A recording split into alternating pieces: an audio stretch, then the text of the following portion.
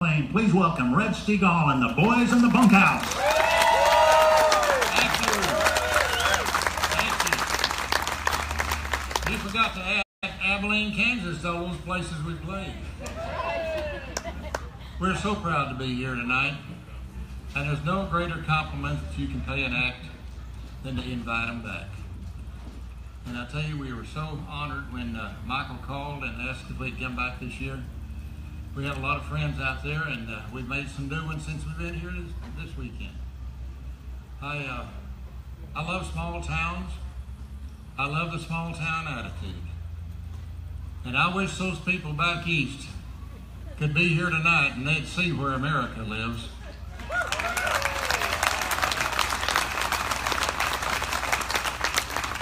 This is what it's all about, y'all. It's beautiful people in a beautiful part of the world doing the job that they love to do best. I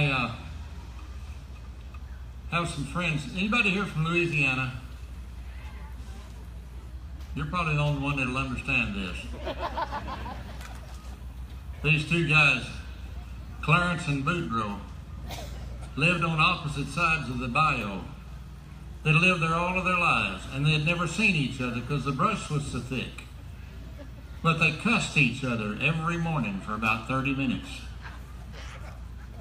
So one day, they built a bridge across the bayou.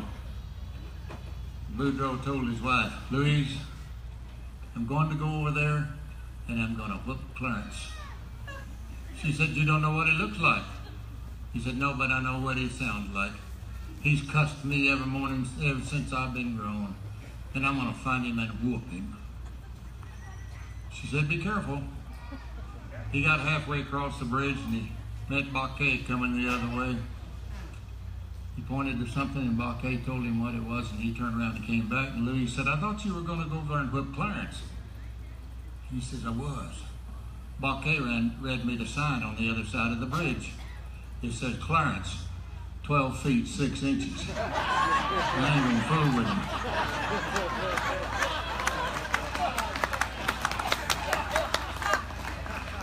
Oh, I love that. And one of my favorite ones. This fellow was in the drugstore with his little grandson about this tall. The grandson was a raving maniac. He had asked for something, his granddad would say, "No, no, not right now." And the kid would lay down on the floor, scream and holler and flail his arms. And the granddad would say, "William, just relax. We're not going to be here long. Control yourself." The kid got up and raked something off the shelf, and he started screaming, running down the aisle. He said, "William, just relax. This is a temporary situation. You'll be leaving here soon." In a minute, the kid runs down the aisle and reaches in a shelf and just rakes everything off into the aisle. He said, "William, cool it. Just relax. We're leaving right about now." So he goes out in the parking lot, and a lady walks up to him and she said, "Sir, I watched all of that. I watched how you treated your grandson. You treated him with such dignity and such respect. William is a very lucky boy to have you for a granddad." He said, "Lady, I'm William."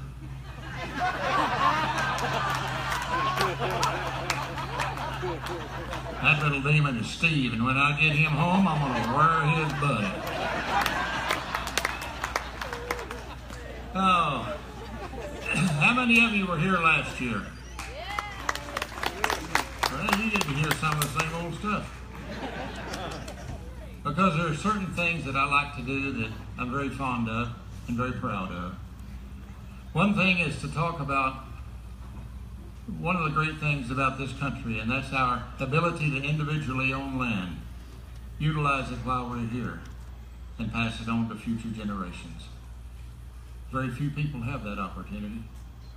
And I believe without a shadow of a doubt that the most important element in our entire society is private ownership of land.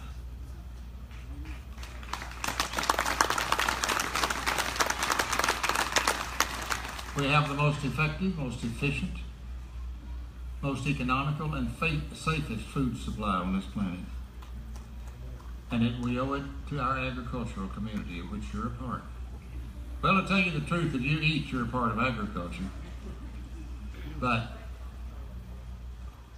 William Jennings Bryan said in 1897, he said, burn your cities and save your farms and ranches. Your cities will grow back as if by magic, but burn your farms and ranches, and grass will grow in the streets of every city in America. Because it didn't make any difference how big our armed forces are, how fast our technology is, how comfortable our cars are. If we can't feed ourselves, none of the rest of that matters. And we feed ourselves and about a fourth of the rest of the world with 1.7% of our population. And I know that I'm preaching to the choir, but I'm hoping that somebody's here for choir practice that wasn't here last week.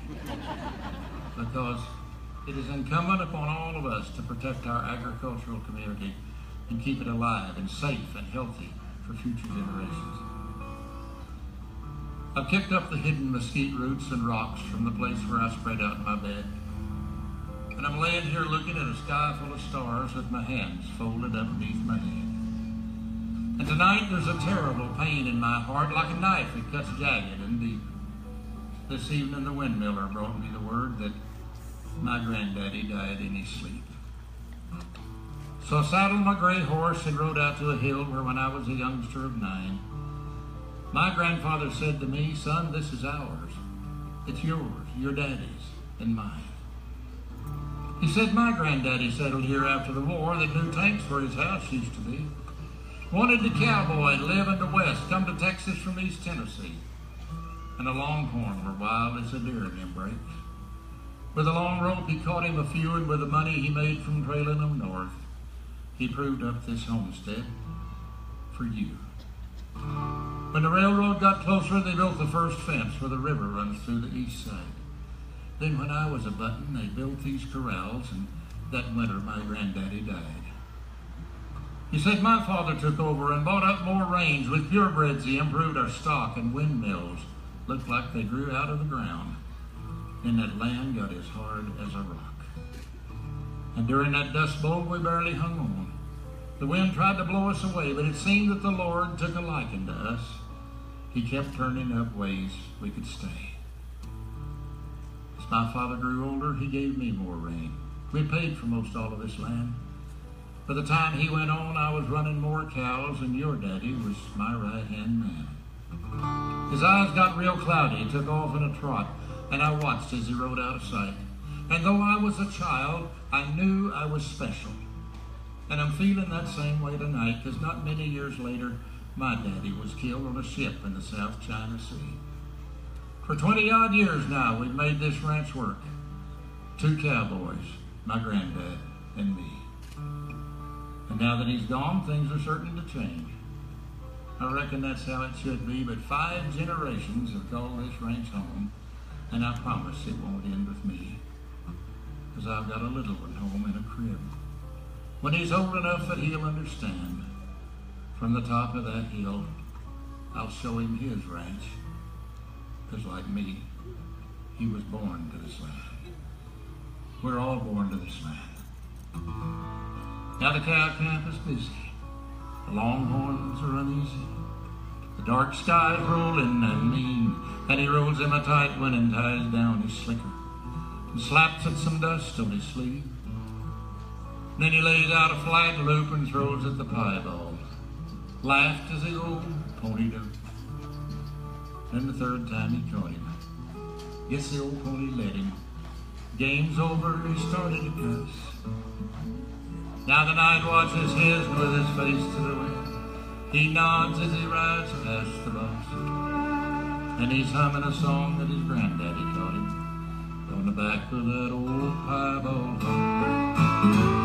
Then he rides off to Cowtown when the fall work is over and goes straight to the 2 Minis bar, where he dances till morning with the prettiest ladies, tells them stories about horses and war.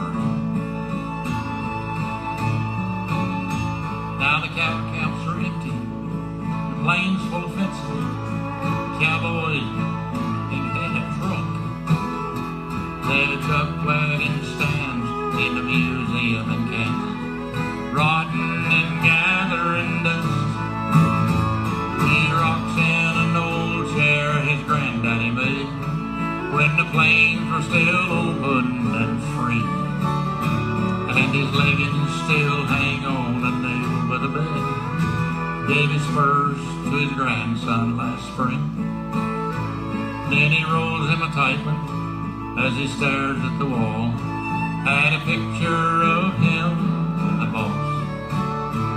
For a while he jumps cabin out of sagebrush and cedar on the back of that old piebald. While he dreams he's in Cowtown a dancing till morning with the girls at the two-minute bar. Then he throws down a whiskey with a couple of cowboys. They tell lies about horses and wars. In his lifetime, he's seen the first gas-powered jitney, a picture they sent back from Mars. But all that he prays for is to ride off to glory on the back of that old piebald. While he dreams he's in Cowtown a dancing till morning with the girls at the two-minute bar. Then he throws down a whiskey with a couple of cowboys and tell lies about horses and wars. In his lifetime, he's seen the first gas-powered jitney, a picture they sent back from Mars. But all that he prays for is to ride off to glory on the back of that old piebald horse. While he dreams he's in Cowtown a dancing till morning with the girls at the two-minute bar. Then he throws down a whiskey with a couple of cowboys that tell lies about horses and wars.